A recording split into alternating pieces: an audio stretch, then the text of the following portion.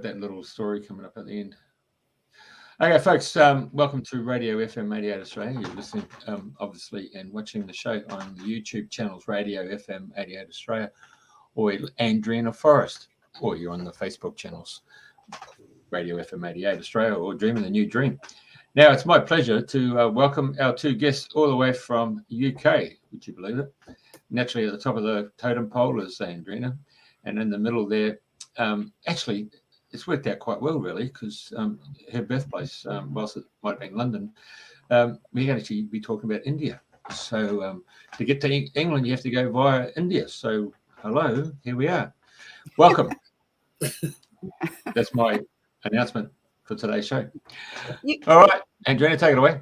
You won't put the music on and the poem. Yeah, that's our starting bit. Put that on, please. Being sold. Yeah, this is what happens. Where are we? There we go.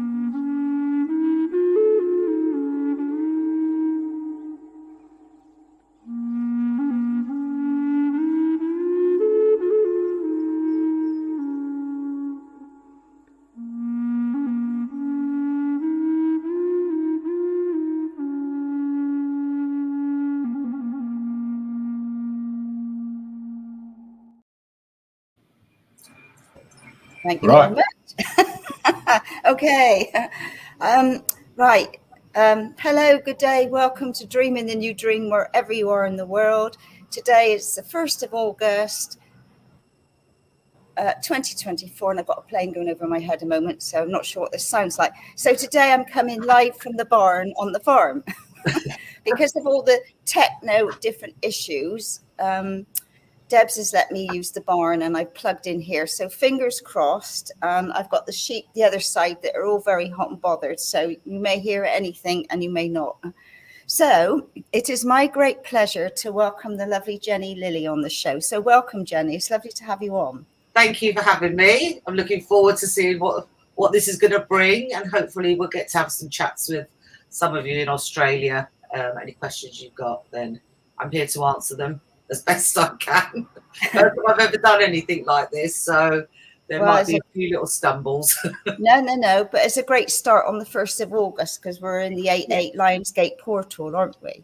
Yes. So you were born in London, yes, and your heritage is Anglo-Indian. So being born in London, you're in the height of the fashion, the culture, yes, the music, everything, aren't you? So you've had a real good upbringing to where you are now with all what you're doing. Yes. So I know on the flyer it says bringing back into the motherland or from the motherland. I forgot what I said now. This is where it links with India, and this is where the color and the vibration and the frequency with all what you do, but also your fashion. So I know we connected, I don't know, maybe within the year to do with the drops, which we'll come back to later on. But you run Sapphire Blue, the fashion house, don't you? It's all your own. And the colours, the fashions and the colours are absolutely stunning. I love what you're doing. So let's start at the very beginning. But if any of our listeners in Australia would like to interested in some of Jenny's clothing over there, get in touch. So anyway, let's start at the very beginning. Whereabouts in London were you born? So I was born in Acton, which is West London. And then I'm a bit of a traveller, even if it's just in London. I mean, I've travelled extensively in my life, but I've never stayed anywhere for longer than 4 years, apart from growing up in Acton till I was 18. And then every 4 years I've moved after that, and I've always moved to a completely different area, reset myself up, and just sort of carried on my journey in life. I sort of get quite bored with things. So that's sort of my story of, me traveling around all over. I never really settled anywhere. And then my mother came down with a stroke, and she was paralyzed.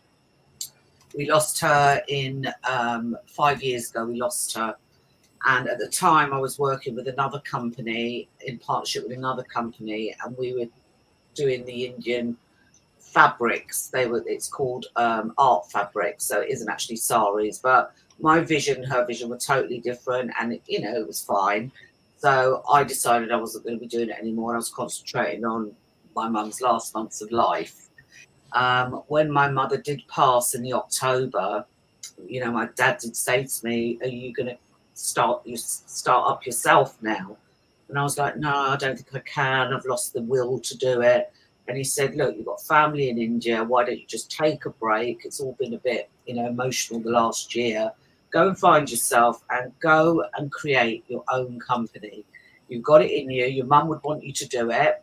So that's what I did. I arrived in India in the February the following year. And I just basically went out blind with it, met some of my cousins who I had never met before. And they took me to Delhi. I must have gone to about 100 different workshops, companies, designers. And then I eventually put 3 of them together and said, right, I'll use you for the sewing, I'll use you for the designing, I'll use you for the packing and shipping. And I then created this company. In the first year of doing it, it was great. It was like, I've really got it going. But then the more volume that I got in, they started putting my prices up. And I sort of started losing touch with me actually doing the buying and stuff. And then I met a young guy who then became my buyer. He knew what styles I liked. So I'd go shopping with him when I went over there. We'd probably buy about 100 saris in at the time. And then that would work for the following collection. And then from there, we just created this amazing business. I just could not get it in quick enough. I could not get it in Ibiza, Portugal, Marbella. We had a few in Australia as well, and it just flew. It was incredible how quickly as I said, I couldn't get them in quick enough. I was losing a lot of sales because they weren't getting it in time because it had to come through customs and everything. And I thought, that's fine. I'll be prepared for the following year. And then, of course, lockdown hit, and it hit us pretty bad. I'd ordered in 300 items without taking payments because, I thought they're just going to keep coming back, and then lockdown hit. And so I was literally left with, 300 pieces of stock, which was like, oh no, what am I going to do with all of this? I plowed all my money into it. So obviously through lockdown, I was selling little bits, but just didn't feel right in doing it. So it's now just started picking up again probably in the last 8 or 9 months. The orders have started coming back in. I've got a really, really good following of people because the saris are unique. They're one-offs. Yeah. Now them from things like vaults, so they would have been on a film set, maybe not even used. Because when we first started, we were going to markets, and we spend most of our time checking for stains or damage or anything like that. Whereas now my buyer that's out there, he's got his contacts now where they're being taken out of vaults. Some of them are 30 years old, or some of them are 50 years old, and they're just stunning. Really? Yeah, so they've got, a lot of the saris you see now, they make in, thousands of yards. So you're always going to get probably about 20 saris for the first piece. The good thing with mine is they are unique, and they all do tell a story in a funny kind of way, because a lot of them have been from holy ceremonies, weddings, and you just when you put them on, you sort of feel that sense of it was being worn for something quite special. When we're sort of known for our trinkets on all of our saris, so on all the sleeves we have the bells and the coins, so so you can't sneak in on a night out. Give you away, chunking up the stairs with them. But I think the nicest thing about this is, like, now, because I don't need to go to India because I've had my buyer now for 5 years, so he'll just ring me and just say, Jenny, look at these, look at what I found. He knows what the style is and the colours. And so now I just literally, when they arrive, we'll do FaceTime of him showing me the saris. But then when they arrive, they look completely different. The explosion of colours, when you actually open it, you're like, oh my God, I didn't realise it was like this. And the same with a client. A client will choose it. You know, I do a lot through social media, and I do a lot of the shows and stuff. But yeah, when the client receives them, they're just like over the moon. So for me, I always send it out with love and light. You know, Yeah. I always bless them before they go. You know, and I've got people that bought for me 5 years ago that say I still wear them, and people just stop me and say, wow. So I get a lot of clients as well that way. You know, a lot of from Australia, people that have gone to Australia that have worn them, Dubai, all places like that all love that little bit of sort of authentic looking fabrics. So yes, I've done extremely well with it. You know, I would like to break into Australia because I really feel like it just hasn't been tapped over there. And also what is happening, you are getting a lot of people copying my designs and what I'm doing, but that's not to say they're not allowed to. But I pride myself on the fabrics that I get are top notch, you know. So there is a lot of, you know, as I say, it's called fabric art, where they're claiming that it's saris and it's not. It's just cotton with little trinkets on it. But you know, it's open to everyone. Everyone can do what they want to do. But I think for me, it's the passion of it, because it comes from the motherland, you know, and it sort of really meant something to me when I went over. I was grieving, and I almost felt like my mum was behind me. Yeah, I bet she was. There, you know, and this is why I called it sapphire blue, because my mother, when her father came over for the last time, I think I was about 5 or 6 years old. He gave her a sapphire blue ring, and my mum always said that ring's going to belong to you. You know, when you're old enough, you can look after it; it'll belong to you. And it was beautiful. It was Indian gold. It just had like this sapphire, square sapphire. It was stunning. Anyway, we got robbed, and they took the ring, and my mum was devastated because she never wore it because she's always scared she was going to lose it. So I almost felt like the name just came to me. I was sitting on the beach, and my dad said, "What are you going to call it?" And I said, "I'm going to call it sapphire blue." And he went, "Why?" And I explained. He went, "Of course." He said, "Yes, that resonates." You know, so then it became sapphire blue. And then my youngest, I was like, "Can I do your logo?" Which was the Hasma hand. And it all just fitted. It was just like, yes. So I just feel like there's so much guidance from my mum behind me. You know, even with the downfall through COVID and things like that, I was running so fast with it. It was like, I probably needed that break, you know, and also it gave me time to sort of incorporate new designs, because my love of sapphire blue and the designs that I made actually go back to me being in Ibiza, which was 34 years ago, you know, and it was all boho, it was all unique stuff, a lot of hippie stuff that people have made themselves. They just sell it on the beach, you know, and I'd go to Ibiza and I think, oh my God, this is so me, you know, and I loved it, you know, because I was in the club scene. I was always very fashion conscious. I was always a bit different. And so it was, but then I never found anything after that for what, you know, that I could wear from the shops, you know. So a lot of the time I would get my stuff made, you know, and it would be replicas of what I wore sort of 15, 20 years ago. Because I just never had the idea that I could do it myself. I never had the confidence or where to start with it, really. You know, I'd always worked in offices and stuff, and I just found the passion that came from creating these things and, you know, people loving it so much. It was, oh my God, really, do you love it? You know, I didn't have the confidence even to think that people loved it as much as I did. I just thought, oh, I've done it and I'm proud of it. You know, so it just grew the business. And, you know, now we do everything. I've even bought into it a glitter ball collection, which is all sequins. But again, it's all from reclaimed fabrics that aren't being used anymore. So it's the end of a roll or whatever. So we've got the club inside of it, as well as the, you know, the day wear, the evening wear, the cocktail wear. But yeah, it all just comes from saris and just the love of India. And I just think anyone who wears it feels exactly the same and they wear it. So yeah. But when you see Indian ladies, I mean, and you see in films, they're always full of color. You don't see them. I'm not a black person or dark brown. I don't do the dark colors. That's my choice. I just love color, vibration, and frequency. But when you see some of these ladies, and they are draped in the most beautiful colors. You know, Yes. they really are. And like you say, you don't see, well, you know, not look that much, but many ladies wearing the same. So No.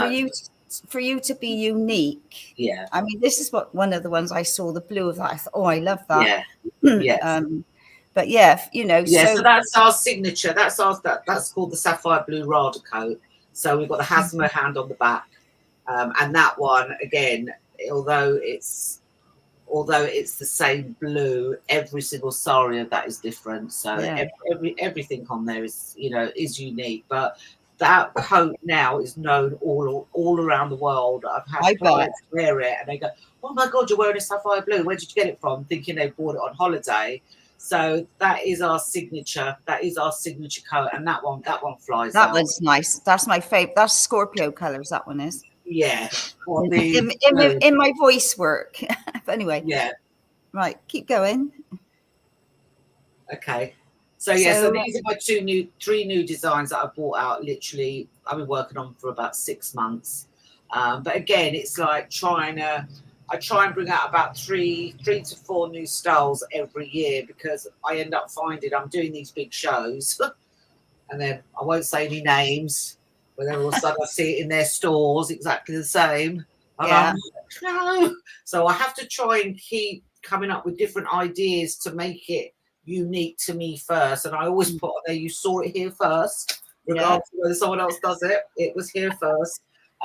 So I mean, them three that you saw there, they're my new ones, and they're just so romantic. I haven't seen them yet because it's not quite finished. But yeah, I'm trying to sort of incorporate, you know, the day wear for the races and things like that, but still in sari form, but obviously not as bright and bold. So I'm starting to tone down a little bit with some of my colours. But yeah, it's all very exciting. Yeah, I mean, that's my favourite. That one, you can see there, the beige one.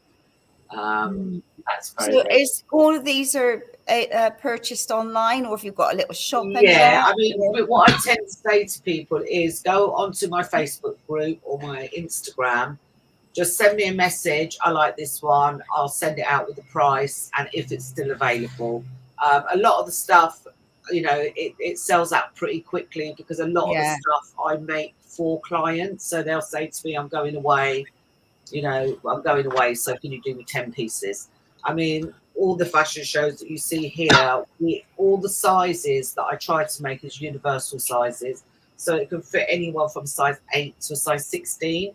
And it looks completely different on each size, you know. So someone might say, oh no, you know, something you buy and it can look really good on a size 8 and the rest of you just looks like a bag of potatoes on you. Yeah. You know? But the way that I've designed them is so that it complements any size, shape, height, you know, and it's universal. That's so nice. Yeah, so yeah, this is my new design. This one, I'm so happy with that. Yeah, so it's so colourful. And it's really nice. Yeah, so I mean, again, that's nice for weddings or, you know, cocktail days out or in the sunshine. It look amazing in Australia. Especially in Byron Bay. I did message one friend, but I'll get in touch with a couple of more later. Yeah. So this is the process. So they've started it short, you know, and then they've obviously carried on with the layers, but that's the workshop. That's another thing I do. I'm very transparent with what, you know, how they're made. So on a lot of them, you'll see the step guide from them picking the fabric to cutting to making to packing. You know, and I think that's really, really important because, you know, a lot of what goes on in India isn't ethical. There's a lot of sweatshops and things like that. So for me, I had to show that, you know, this is a family-run business. So I know that I'm helping them. You know? And as much as sometimes I don't need to order any more stuff, I tend to because I think, oh, I haven't given them any work, you know. So it's keeping a lot of families in India, you know, in food, in school, and things like that. So I'm sort of very, very proud of that. You know that, you know, and as I said, I've only changed company once. So there's the Hasma hand you can see on there. Yeah. That I only done once for someone because she begged me, because usually that hand only goes on the blue. but she was insistent, and she was traveling around the world. So I said, okay, I'll do Yeah. it. Yeah, fabulous. So do you, like when you design them, so do you sit there doodling? Have you been to art Yeah, school? I mean, to be fair, no, I've got none of that experience. It's usually me going, can you take a bit of this and a bit of that, and then do this and then do that, you know, and then we amalgamate it together. I usually get through about 3 or 4 samples before I can, because I'm very, very finicky. Do you know what I mean? Right. So it might look great, you know, what we see here, and then I'll receive it and I'll be like, no, that's still not right. Yeah. So this now is the glitter ball that you can see here. So this is really fun and funky, you know, lots of Indian silks, feathers, you know, that this is really for like festivals and That's nice. yeah. So, you know, and then obviously, you know, well, however you want to wear it. So, and again, you know, we go from all ages. I mean, this is Monique, That's nice. my model. Yeah, that again is the glitter ball. But she was 17 when she first started modelling for me. I mean, she's absolutely stunning. But yeah, so we just tried to make everything fun. So even with the sari stuff, we've incorporated sandals as well with another company. Again, this is the glitter ball. So yeah, so it's just, you know what it is, I think for me, because I've had such fun in my life, everything I wear, I want it to be fun. This is the most boring you'll ever see me. You know, excuse me. Yeah, but I'm saying for me, because usually I'm only joking. You know, but you know, it just works well, and it works well for everyone. You know, you put the clothing on, and the first thing everyone says, I just feel so happy when I'm wearing it. I bet. You know? And I think because they get compliments wherever they go, you know, for them it's like, you know, it builds their confidence as well. Yeah. But yeah, we've done really, really well. And also we did the men's range. Nice. So yeah, so that's the men's range. So that's just like, again, funky, you know, great for Ibiza, you know, put a bit of colour. Yeah. You know, I've just got my partner to start wearing it. He's like, I'm not wearing that. I'm like, yes, you are.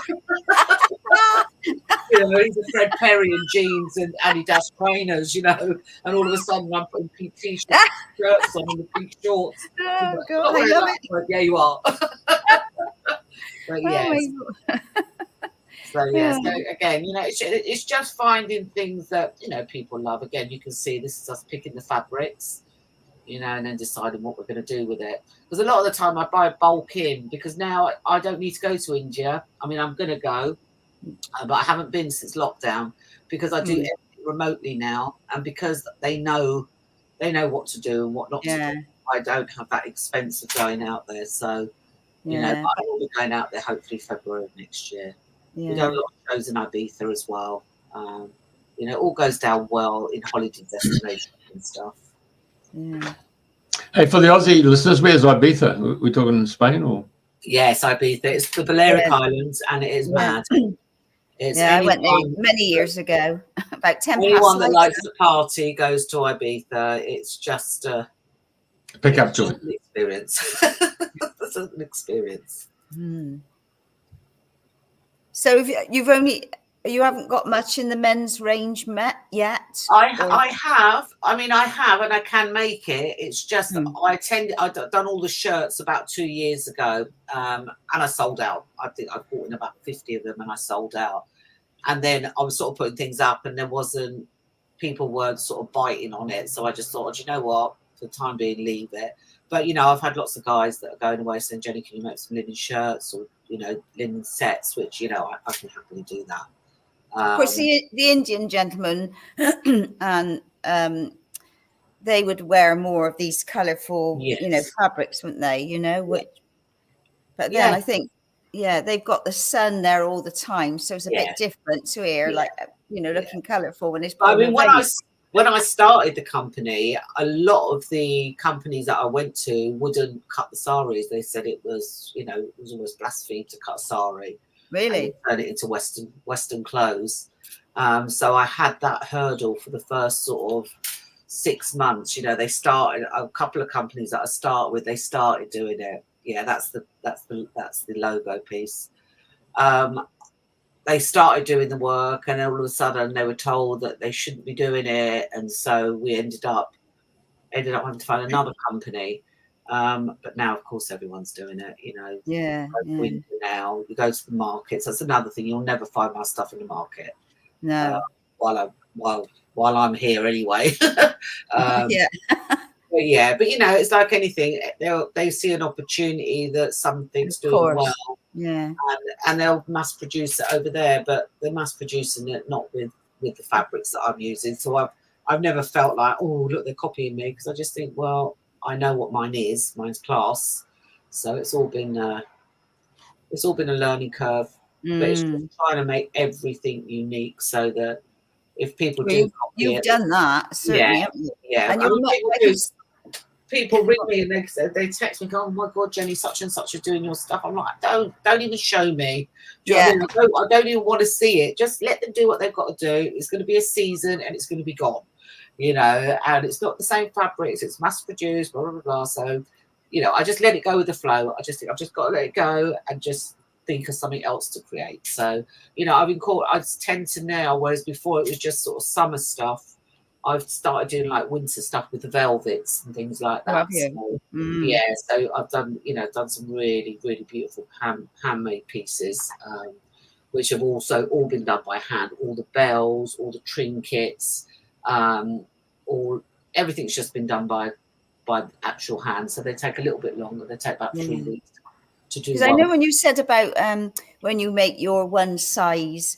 I've gone into some places and it's one size fits all. And I says, well, that's all right for the medium-sized person. But when I go in, I'm lost in it, and I think, well, one size don't fit all. Yeah. I mean, I make it extra small because some people don't like that roomy fit. So, no, I don't. Whereas it is supposed to be worn quite loose and quite flowy. But, I do make for extra small, and I make for people that are 5'2", and things like that, because they do come up quite long, because people wear them with wedgies or whatever. So, I do accommodate for most people. But, if I'm doing made to measure, then that's usually for a client. But I try not to veer too much on that unless they're a client that I know is, consistently buying. Then I don't. Are these pajamas? No, that's a little play suit. Just Jeffrey, please be quiet. It's a play suit, not pajamas. God. Yeah, it's a little play suit. That's rude. I'm not sure how it would look on you, Jeffrey, but yeah, it's a play suit. No, that's really nice. I like that. Yeah, it's cute, isn't it? Yeah. Things like that sell like that because it's just easy. Pajamas. Yeah. Oh dear. Yeah. It looks like a house thing. Yeah. Do you wear this outside or what? Around the pool or what? To be fair, a lot of the silk stuff, people go, oh, is that nightwear? It's like, well, yes and no. It's if you want to flow around the house in it. I mean, in lockdown, it was great because I had all this stock that I hadn't even opened. And of course, I was putting on things daily and just doing little, videos on, oh, look, I've got here, thinking someone's going to buy it. And everyone's like, I've got no money. What's going to happen to the world? So I tried to make light of it. But yeah, I've still got like a room full of stuff, which now I've had to put a stop on doing anymore. Yeah, I bet. Yeah, because it's getting ridiculous. Yeah, but these are so cute, Yeah. Dresses, because they're just, you go in the light with them. I mean, people walk on the path and they can see it all glittering in front of them, all little stars glittering. Yeah. And they love it. It's and as I said, 'cause it's got all the little bells and that on it. Yeah, no, I love the fact that you've got all that on. It's extra special things, isn't it? It's quality that makes a difference. Yeah, and we're known for it, so it's like it is sort of our little benchmark now where people see the bells and the coins and they know it's one of my pieces. So, this is mere male. Yeah. The mannequin is darker. Yes. Does that accentuate the color of your clothing as opposed to I think I suppose it's just showing the fabric off better, really. But yeah, there's no reason for it being that color. No, just a mere male. So on Queensland's Gold Coast, where the girls start to get a suntan, these type of outfits would. Oh, they just look amazing with a tan. When you've got a tan and you've got the golds and you've got the silvers and you've got the turquoise, it's stunning. I know in Australia you've got Camilla, haven't you? That's like a huge clothing company, which no is idea. yeah. No idea. I mean, that's who I followed her for many years, but you know, she's That's sort of going nice. down the line. Yeah, these are really, and these look great with little white jeans or Yeah. shorts. You know, you can dress them up or you can dress them down. That's what the nice thing is, or leather pants, or you know, in the winter. Even though you can wear that in summer, you could wear that in the winter with some nice leather trousers or things like that. Yeah, those fly out. Do And you it's make funny, have to make any children's, like if you're I doing started making children's when I first started, That's and I've nice. got a few little bits now. The coats I made and some little dresses. But to be fair, it worked out so expensive, and for how long they wear it, Yeah. it just wasn't. It wasn't. I felt guilty charging £60 for a coat like this for a child, you know. Whereas people would buy it, but it was just one of those. It was, you know, it didn't make business sense to make them unless you were making them for a family that they could hand it down to, you know. Then it was more work than anything. But I have got some pieces here, but I'll be saying that to my grandchild that's coming along. You've got this on. I mean, you've got some beautiful style. I haven't looked because you put a lot on Instagram as well, and I got taken off of there a year ago, and I just haven't bothered to go back on. Yeah, it's but a these are limit to my beautiful. patience. But yeah, they're really stunning. Yeah, they've got some nice pieces, and as I say, all those, you know, they're just definitely beautiful. Byron Bay. Oh yeah, definitely. Yeah. And they're just so romantic and flowy. And as I say, you know, when people put them on, they just transform. They're just like, you know, they just want to dance and they want to, you know, flow around in it, because that's the feeling you get when you're wearing it. You know, they're the bells. So yeah, again, you know, I'm very transparent. I show everything, maybe a bit too much sometimes, but you know, but it just shows so that people can see, you know, where it's coming from and what we're doing. Yeah. So how big a team have you got working for you now? I've probably got about 11. Good 11, number. yeah. So, oh yeah, it is actually, yeah. So you can see mostly men. What is that? I just think, you know, they seem to be more meticulous with their sewing and things like that. Even though women are known for sewing, you know, they're just, you know, I've just found them to be really, really good. You know, they just get on with it. Let's they just get on with it. Hey, yeah. Hey, you know, males. Yeah. Our eye spectrum is pretty blasé in the sense that we've probably got about 16 colours. Yeah. So you might point out this is red. Yes. You guys might say that's saffron, or that's Buddy citrus, Yes. or that's rose. And it was only when I had cataract surgery, and then they pluck your thing and put the new one in. Yeah. And I remember the ophthalmologist nurse rang me up and said, "How's it going? Everything all right?" And I said, "You tell Dr. Mark he's given me a female eye." And then I told her the joke. I said, "Now I can see all the different shades of red, all the shades of green, all the shades of blue. Now I understand why when you go into a, you know, B&Q or Bunnings, you got all those color plates, you know, for painting the house or inside and outside, and girls can see all these different colors. Us guys pretty blasé about it, but now I understand.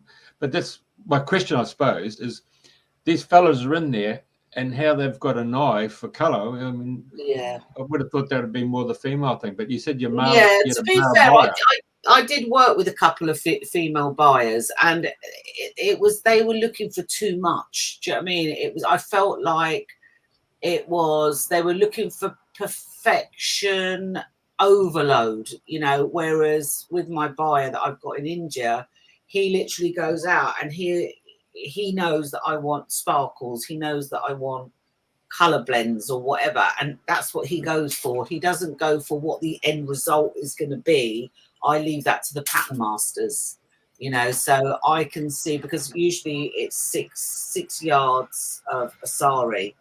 And what I tend to do is the back end of it will just be clear, but the front side will be all the embellishments. And then it's down to the pattern master, depending on me. That's me there. That's me on the left. Depending on what the fabric is, they've then got to incorporate it so that all the sparkles are on the front or over the breast area or over the bum area, you know, so it's really down to the pattern master to make it great. But yeah, there's one of my rails full of colours. That'd be right up my street with all them colours. colours. Like Aladdin's Cave. I've got some people. I bet. Some people just ring up and say, "Can I just come round and try something on?" I'm like, "Yeah, come on, come over." End up buying something, but yeah. Oh, there she is.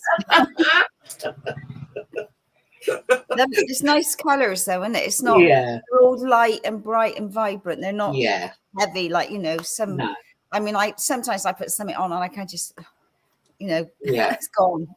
Yeah, and also as well, they're so, you know, because you've got to remember they're worn in heat. Do you know what I mean? So they have to be cool. You know, so when you put them on, people go, "Oh, it'll be really hot in that," and you're not. You're actually really cool. I mean, the hardest colours to get in old vintage sari is black and white. You know, it's almost impossible to get them. So when I get a black one, I'm like, "Oh my god," you know. But I mean, I do use new saris, but they're usually for the more upmarket client who don't want the vintage, they want new. So it's not that I don't do new, it's just I prefer not to, because I want to use what we've already got rather than it going touched or in landfill. So well, yeah, amazing. No, I mean, that's a stunning collection. So like I said, I've only seen a few of what you do, so this has been to come over and try some on, aren't you? I will definitely. Yeah. I'll have a field day. Yeah, I know. Most people do when they come in. They like that. And you know what the best thing about it is, because people forget, because they're so vibrant and they're so in your face, people will come one year and they'll go, I'll buy this, but, you know, no, there isn't anything I really like there. Then they'll come back the following year and they'll buy 10 of something. There you are, Jeffrey, one for you. There you go, Jeffrey. There you are. Look, there you are, sampling it. I know, I had to look for that one. That was a friend of mine on her honeymoon with her husband, and he put it on just to show that men can wear it too. Yeah. You know, the colours, lovely. And I mean, your mum, you know, I know like you had a sad ending and, you know, and to lose a mum, you know, your mum's your best friend. It doesn't matter whether you're in touch with your mum or not speaking or whatever, she's still your mum regardless. But I mean, the gift that losing the ring, you know, the gift that she's given you for this is incredible, more than you would have got from wearing a ring, eh? Yeah, exactly. I honestly 1000% believe that my mum is driving this company. As I said, even with the lockdown and me being put on hold, I was running myself rugged. Do you know what I mean? I was trying to get it all in, and you know, I think she put a little hold on it and said, "Hold on, come on now. You've got to slow down a bit." You know, money was going through my hands like nothing, because it was new, and it was like, "Oh my god, I love that one, I love that one." Yeah, I can imagine. I had 300 pieces, you know, but as I say, it's just gone down so well. We had it in CR7, which was Ronaldo's store in Portugal, right? So we sold in there really, really well. And then obviously they closed down after lockdown, we didn't read into that. But yeah, everyone that just wears it loves it, and you know, and I forget half of the stuff that's gone out there, and then all of a sudden I'll get a picture from someone saying, "Look, I wore your stuff," and everyone noticed. I'm like, "Oh my god, I forgot I'd done that one," because you just forget, because it's in and out. And as I was saying before, and I completely forgot what I'd saying, but I'll have clients that come back the following year. They'll come back one year, then the following year they'll come back and they'll buy 10 of exactly what they saw the year before. And so there was nothing that they liked there, because you just it depends what mood you're in, what's going to totally you know. So they're coming with, you know, "Oh, I want pink, so I want this," and then the following time they're going to come go, "I just want some nice stuff," and they end up going away with loads of nice stuff. So it's all been good. God, you know, I'm looking at these photos here. you know, James Bond has License to Kill. Yes. Use the name License for Romance. Yeah. Yeah. It is very romantic. It is very. Yeah, pretty sharp, isn't it? And in Australia, these would go down so well. Mm. You know, as I said, you can wear them beach wise, you can wear them with jeans. You know, I put them on with jeans. You know, in the summer months, I go out in the evening with a little white t-shirt, nice shrug over the top, and you know, I bet people must stop you all the time and ask where you got it from. Oh, all the time. And my clients go, "Oh my God, Jenny, people knew what I was wearing," you know, and they love it because they're getting compliments. I mean, Jamaica. A client of mine went to Jamaica and she literally got stopped 5-6 times a day. You know, Wow. so I'd actually given her cards because she went somewhere before and she said, I got stopped so many times, give me some cards. So I actually gave her some cards. So I got quite a few clients through that way as well. Mm. You know, and all the models love wearing them. When I was in Ibiza, all these girls you see were in Ibiza, like, I'll wear it for you. I can put it on my Instagram, you know. So I got quite a lot of free advertising as well with it because they just wanted to wear them. So yeah, it's all been it's been good. I feel like everything it's just flowed with it, really. Right. It really Wonderful. Yeah. Right. So for people that can see all your sunglasses on the side. Yes. That's my son's company. Yeah. So I forgot to say, because congratulations to your family, because you're going to be a grandma or a nanny. Yes, whatever, I know. So she's going to be, if it's a girl, she's going to be dripping in sapphire blue. I've already got my head, you know, sort of all these little designs that I'm going to have her running around with bells on. But we'll see what happens. It might be a boy. And he'll still wear them. Yeah. If he comes around here, he'll be dressing up in them all, I'm sure. Right. So, because I know you do lots of other things. So what else would you like to, because I don't know how you sleep at night because you're traveling, you're doing your modeling stuff, you're doing the drops and you do other things. So share a bit more about your life and your inspirations. Yeah, so I mean, for me, I like to do anything that brings joy, health to people, you know. So I came across the liquid gold drops. It must have been 2 years ago. I'd seen them, and I was suffering with non-sleep because I was working in 3 different time zones. I had India, I had England, and I had the USA because I've got a dietary company as well, which is the Skinny Patches. So I was working 6 hours this side, 6 hours that side. I'm in the middle. Everyone wants to start at 9 o'clock, which would end up being my 2 o'clock in the morning. So I had real bad sleeping issues, and I've had it for about 15 years. I discovered the drops via Facebook. I'd seen, you know, all these marvelous testimonies. I kept trying to get them in the country. Everyone was going, "No, you can't get it yet. Anyway, eventually it came into the country July of last year, and it has just flown. I mean, you can't really see it because there's not a lot in it, but basically it's these. Oh, that's it. So it's just drops, okay? And what it is, it's curcumin drops, which is derived from the turmeric root, okay? So that's where the healing power is. It's in the curcumin, not in the turmeric. And what they've done, they've extracted it, okay? And then they've nanobiotechnologied it, which basically means they've brought it down to the finest nanoparticle. So when it hits the body, it literally flushes straight through the bloodstream within 5 minutes. Standard turmeric lasts 1 to 3 hours in the bloodstream. These drops last 24 hours. So, you know, it's been proven through the testimonies. It's helped people with arthritis. Anything inflammatory is a disease. So anything from sleep to high blood pressure to, you know, body swellings, inflammation, injuries. And I've just done phenomenal with it. I think I'm on about 1,600 bottles I've sold worldwide with just starting it. And now I've got like a team of 207. So it's all playing into the India thing again, because of course, it comes from native India. So, you know, and they've always believed in it, you know, and it actually comes from one of the gods. One of the gods gave them the golden powder, which was about abundance and health and wealth.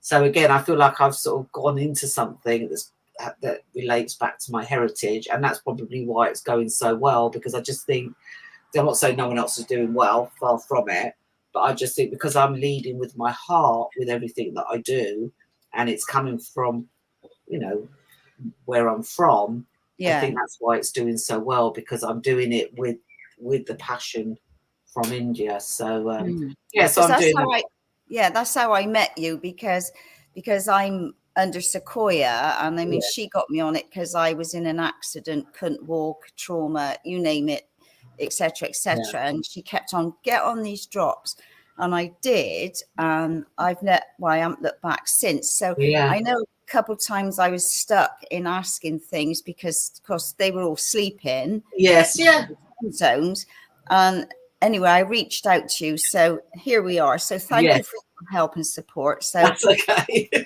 and I thought, well, it'd be nice to do an exchange for you to come and share what you're doing, like, you know. So, and I know you've set up 2 amazing groups. You've got one for the dogs, all the pet testimonies, which are incredible.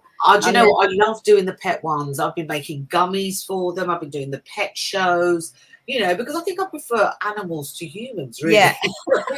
I tend to, I tend to sort of gravitate to the animals rather than humans. I'm like, if I see too many humans, I'm like, oh, I'm not going in there. But if I see loads of dogs or puppies, I'm like, come on, let's go. Here we go. And you know that the animals don't lie, you know. Yeah, well, they don't have placebo either. You know, with us, we can, we can say, oh yeah, I feel better. You know, whereas an animal, I mean, I've seen some great results through the animals on my page, and that's with people. Dogs that literally have been dragging their back legs behind them for 2 years on their last legs, excuse the pun. And after 2 days they're upright and then running around the back garden. You're just like, how did that happen? You know, so it's great. And people tend to spend more money on their animals than they do themselves. They certainly do. I mean, I've done a couple of fairs. They haven't even asked what the price is. They've just said, oh, I'll have one of those. And I'm just like, do you want to know how much it was? Well, no, it works, doesn't it? I don't care. But as soon as you say, that's right. It's cheaper than the vets. I mean, I've had people say, I've spent thousands at the vets, and then sorry, there's a birdie nesting in here. All right, a little young or a dove, I think it is. Anyway, sorry. I thought, what's that up there?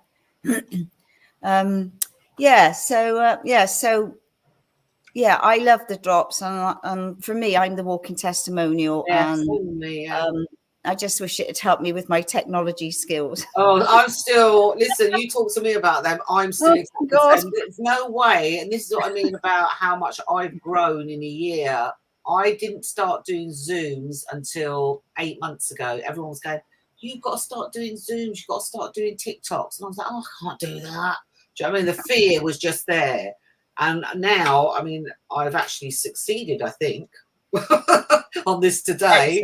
Excellent. And on Zoom now, I love doing my Zoom weeklies. And, you know, before I was just like that, you know, wouldn't say anything and literally hiding under the table, you know. And I started doing it 8 months ago. And now I prefer it because I like to connect with people. You know, social media, it's great, but you're not having any interaction. And I think this is why I started doing the shows for the drops and for Sapphire Blue. Because you have interaction with people. And I think what happened in lockdown, we lost that. You know, we lost that communication with people, and they just made it so easy for everything to be done online. And we're just losing human contact. And I just think human contact is so important for all of us, you know, because, you know, we need to feel people. We need conversation with people, looking in their eyes and things like that. You know, I just think authenticity in people isn't seeing someone on the screen. It's having face-to-face interaction with them. Yeah, and having a hug. Yeah, do you know what? I'm a hugger. You know, the amount of people I go to, I go, hi, and they're just like, ooh. Yeah. It's like, don't come near me. You know, I'm just like, just come here, come on. You know, but I love it. For me, that's, you know, and I think that's another thing about the Indian heritage as well. You know, they're very generous people. They really want to serve you, and they really want to please you. You know, I mean, I found it quite difficult when I went to India for the first time, how much they looked after me, you know, down to, you know, let me clean your shoes and let me do. I'm like, no, you don't need that. You don't need to do that. Mom, come on, we'll do it. I'm like, no, just leave it, you know, because they're just so over generous with, you know, trying to make you feel, you know, looked after. You know, you never go hungry in India. You know, I know there's poverty out there, but they don't go hungry. You know, there's always someone there that's going to offer you food, or, you know, somewhere in their yard to sleep. You know, a lot of the homeless people, a lot of the churches out there, they actually open their churches at night time for the homeless to sleep in. I mean, could you see that happening? Do you see that happening in the UK? No, Christ! They lock the bloody gates, so they lock the doors, you know. And I think that people can't sit in the courtyard or on the grass. Yeah. So you know, all them sort of things. There. No, so all those things, it's nice because you sort of, you know, that they just want for you to feel cared for, and I think that's really quite important in this day and age. You know, that even if you're going through a bad time, there is always somewhere you can turn to. Yeah. So I heard you say about skinny patches, and I know a lot of people will want to know about your skinny patches. So I think you better enlighten us about skinny patches. Right, hold on. Let's get another little advertisement in, shall we? Where are we? Go for it. Okay, so have I got any here? Okay, yeah. So as you know, Andrena, I love my keto because that's the only thing that keeps my weight down. It's the only thing that gives me energy. It's the only thing that I personally feel suits my body. And obviously, I mean, I'm 56 now. I'm going through the menopause.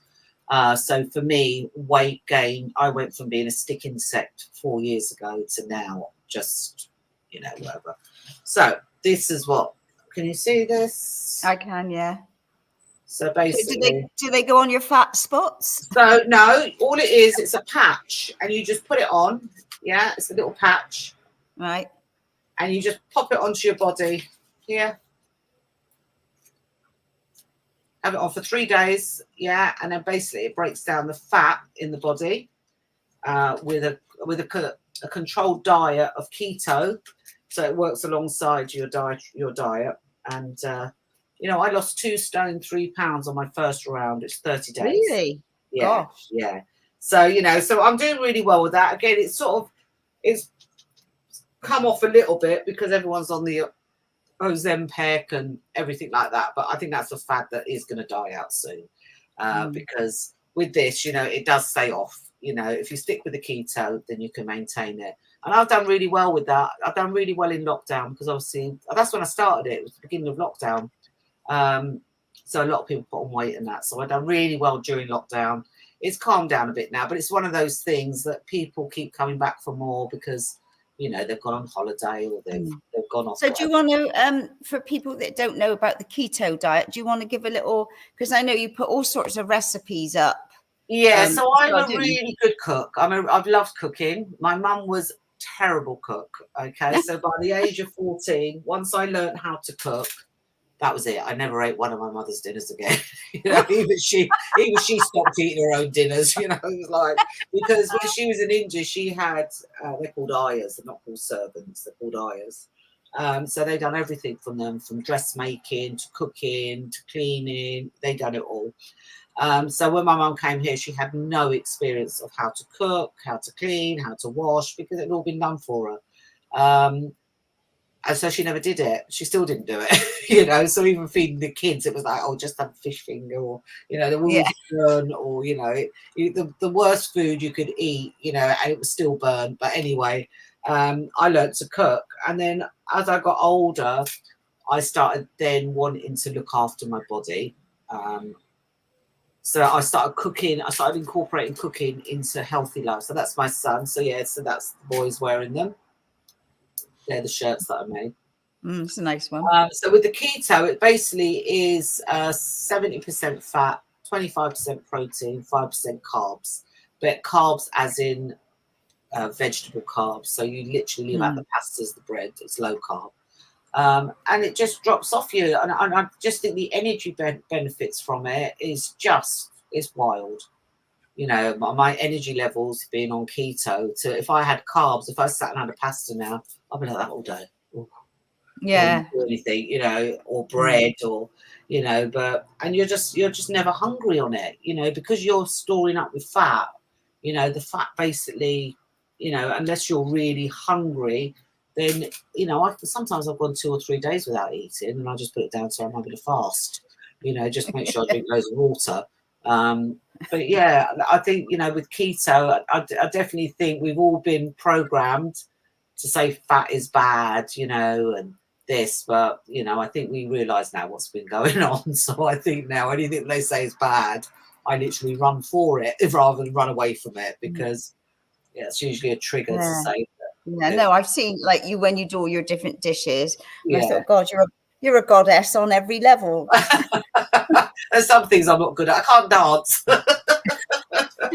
I can't dance at all. I've got 2 left. I shouldn't worry about it when you wear your lovely designs. Yeah, exactly. That's how I'll cover everything up so you can't see my 2 left feet. Yeah. But so we just had a compliment up from somebody. Can you put that?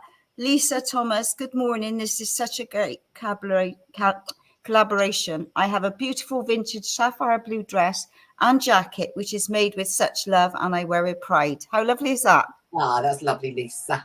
One of my clients. There you go. So, yeah, that's nice. So yeah. So anything else you'd like to share? And Carol says low fat diets usually equal high fat bodies. low fat diets do, yeah, because you know, they're full of preservatives and things like that. So yeah, but I learned the hard way. You know, I got really big eating pasta and sandwiches, you know, just have a nice little sandwich, you know, and I went the complete opposite. So, you know, I've done a lot with food, and because I like cooking as well, I've always experimented. You know, I do have the odd pasta, you know, if I go out. Well, you are human. yeah, and I do, and I love it. But then what I do find, as soon as I've had one meal of a pasta or bread, it's like a slippery slope. I just end up eating it all week, and then all of a sudden I'm like, oh my God, you know, quickly get back on the patches, you know, and away I go. So it's all been good. It's I just wish there's so much stuff that I've done now that I wish I'd done when I was younger, because I know, I mean, but anyway, no woulds, coulds or shoulds. No. This is where we are now with, you know. Yeah, definitely. Yeah. So anything else you'd like to share? I can't think of anything else. I think I've just given you my whole life story there, Andrena.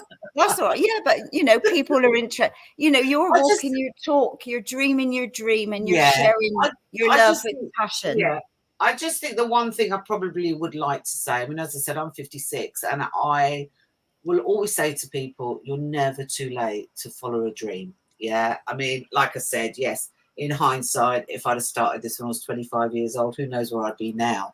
But I think, you know, what I've learned and what I've brought into the business is probably the experiences that I've had in my life for me to make it work, because, you know, I'm very passionate about it. There's been a couple of times where I think I'm done, you know, and then something pops up. It's like even you popping up, you know, it was like, oh, hold on, let's get some air views here. Because I think what happened was, as well, I was doing these big shows, and, you know, I was getting sort of inquiries from the big companies, and as I said, then sort of 3 months later I was seeing it in their stores. So for me, I think now I want to become again a bit more inclusive to myself, rather than putting it out for the whole world to see and copy, because you know, nobody wants to see their stuff, the cheaper brands and, you know, things like that, especially when you work so hard with it. It's very it can be very demoralizing. But that's one of my best pieces, that was so glittery. But yeah, it's all been it's been a learning curve, definitely. You know, but I've got 2 boys, so, you know, they're not going to carry this on. No. So I need that granddaughter that's going to go and say, Nanny, I'll do it for you. Yeah. I need a little inspiration there, but because didn't you share something about your son doing a bit of filming or acting or something? So the little one, Thomas, he's got his sunglasses company. Let's have a look what he's got here, which is called IC. So he's only 22, but he lives a life in Ibiza. Yeah, well, So why not? He does You only live once. Yeah, of course. But he does all these fun little glasses, perfect for people on the beach. So anyway, so he's living it up in Ibiza, the party land. And he started this company about 2 years ago. So whenever he goes away, well, even when he's not away, because he doesn't live here, but he's very conveniently left all the stock here. Oh, of course. So when the orders come in, Mummy does them, It's like he just sends them through, he just like sends it through in a WhatsApp. Oh, you got 12 orders today. I'm like, I mean, this morning I literally woke up this morning, there's another 13 orders. I'm like, this is getting busy. But it's fun. He does work full time as well. So this is just a little, but I think it's putting the work ethic into them when they're young, so he's always seen me work, he's always seen his dad work, so they want to do loads of other things. You know what kids are like now with Instagram, it's like, oh, what's the new trend, and they're all jumping on it. So it's a full functioning working room. It's got every business in it, from sunglasses to diet patches to golden drops to sapphire blue. What else have we got going on in here? What else? Just about anything, really. If it could be sold, then I'll sell it, including your grandmother. Yeah. You can have her as well. But, yeah. Well, that's been an absolute delight. I'm really glad I asked you, and thank you for your sharing, because it's been so colourful and vibrant, and I love all the colours. I love what you're doing, and I love like the sparkles and the bells. And so at some point I'll have to come over and you're going to have to come over, and I'm going to get you in that room. You're going to try it all on, and then you're going to, and then we're going to take loads of pictures of you. Yeah, but I won't look like these 6 foot women. You honestly, you will look stunning. Any single person looks stunning in them. They really do. All right, you're on. Oh, okay. Well, if there's nothing else, no, it's been honestly an absolute delight. So thank you, and wish you all the luck in the world with all what you're doing. Thank you. So it's all credit to you. So thank you, everybody. And thank you, Jeffrey and Andrena. Next week, we're not quite sure what's happening next week, because Jeff's going up to Harvey Bay, he's going on a whale trip. So it might be from the boat. We haven't decided yet, have we? Because it's the 8-8 portal. Yeah, on the back of a whale. Moby Dick. Don't say that.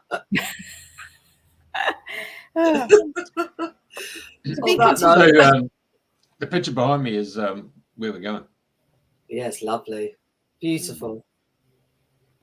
Yeah.